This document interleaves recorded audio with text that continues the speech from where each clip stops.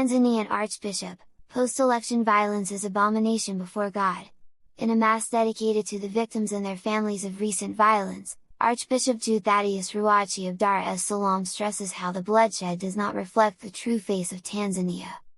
The aftermath of the general election in Tanzania at the end of October led to protests, as the results have been dubbed irregular by protesters. Though the number is not official, some argue that hundreds have been killed in the violence.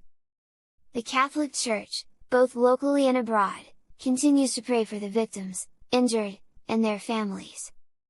After an invitation to prayer by the Archdiocese of Dar es Salaam, Archbishop Thaddeus Ruwachi celebrated Mass on 9th of November in honor of the victims. Not a reflection of true Tanzania.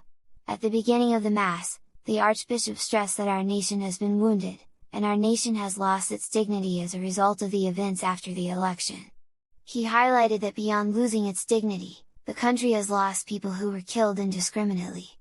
However, Archbishop Ruwachi emphasized that the punishment for protesting is not being shot. Some have even been killed in their homes. This, he argued, does not reflect the true face of Tanzania even a little bit.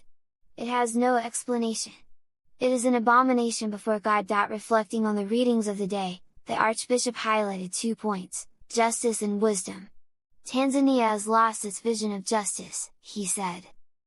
In addition to talks of peace, Archbishop Ruwachi pushed for a need to speak of justice, as it is the foundation of peace. Moreover, wisdom is important, and he asked those present to reflect on whether they possess wisdom. A new beginning. At the same time, a diocesan mass was held at the Church of Our Lady of Fatima in Mwanhewa, Mbeya, presided over by Archbishop Hervis Nyashonga.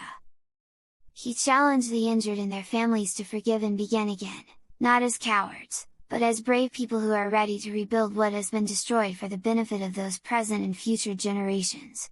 There were 6 main reasons behind the Mass: to pray for the souls of those who died in the election-related violence, to pray for the injured, to ask God to help to find the missing, alive or dead, to comfort those who lost their property, to urge the nation to reflect on its state, and to pray for healing and reconciliation from God. To this end, Archbishop Nyashonga called on those in authority to be humble. Humility is not weakness, but the strength of a person who recognizes that no one can take a position that only the Almighty deserves, he stressed.